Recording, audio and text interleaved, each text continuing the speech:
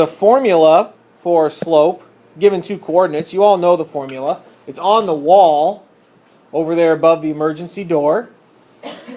M equals y1 minus y2 over x1 minus x2.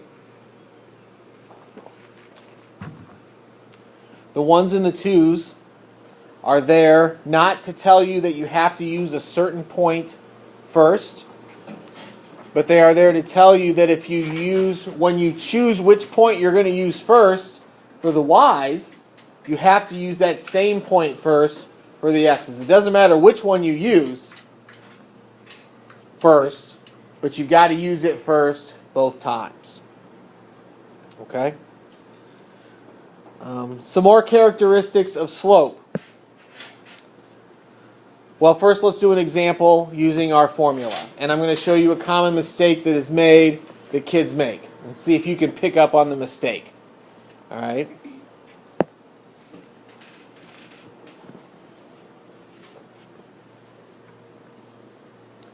Do you see a mistake? We're seeing it already?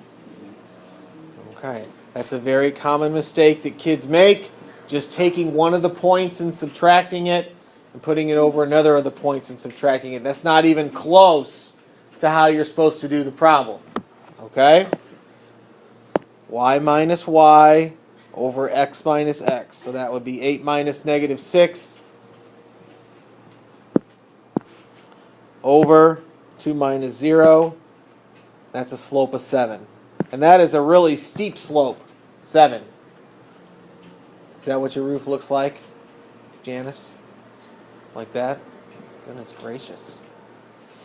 A-frame.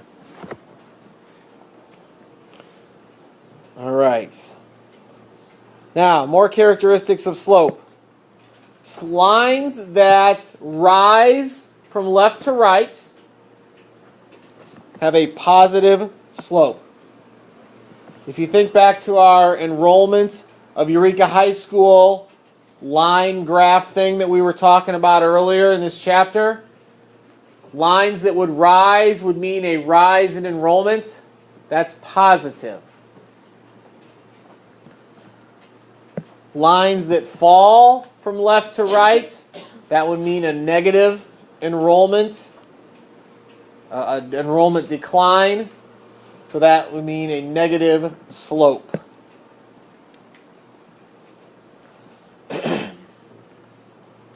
A line that is horizontal,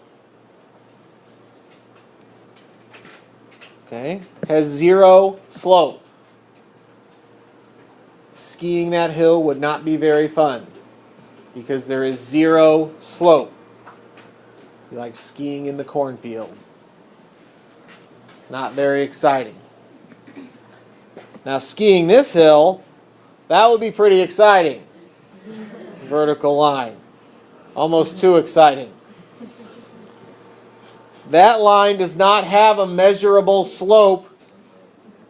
So it has, we call it infinite slope. We call it Guppy slope in here. Doesn't mean much outside of this room, but you can call it that in here. The reason why it is immeasurable is because you end up dividing by 0. If you were going to find the slope given two coordinate points, and as you know, you cannot divide by 0. So, rising from left to right, positive. Falling from left to right, negative. Flat, horizontal, 0. Skiing in the cornfield. Vertical, skiing off a sheer cliff. Infinite slope. Okay, a couple other characteristics of lines, of slope. In our standard form that we talked about the other day, you just had a quiz question on it. AX plus BY equals C. I'm going to give you a little shortcut for finding the slope in standard form. It's painted on the wall right by standard form. The slope is the opposite of A over B. All you have to do is take the opposite of A over B, and you have the slope of a line in standard form.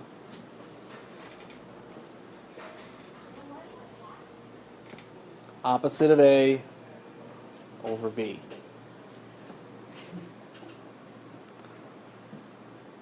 More interesting information. Parallel lines, as you know, what? What am I going to say? Have the same slope. Two roofs that are identical have the same slope. Two hills that you're skiing down that are exactly the same, they have the same slope. Makes sense. Perpendicular lines